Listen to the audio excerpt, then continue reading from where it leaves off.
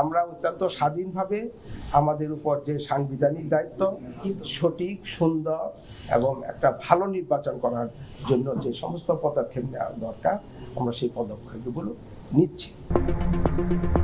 খুব হাসায় গেগুই আসন্ন ত্রয়োদশ জাতীয় সংসদ নির্বাচন, এর মধ্যে বেশ কিছু নির্দেশনা ওদের নির্বাচন কমিশন।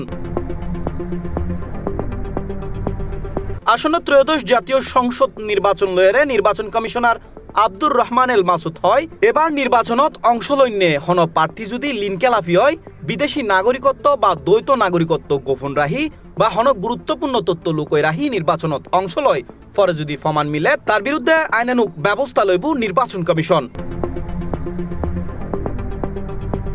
সোমবার নিজ দপ্তরত সাংবাদিকসকলরে এই হতাগিন হয় তিনি।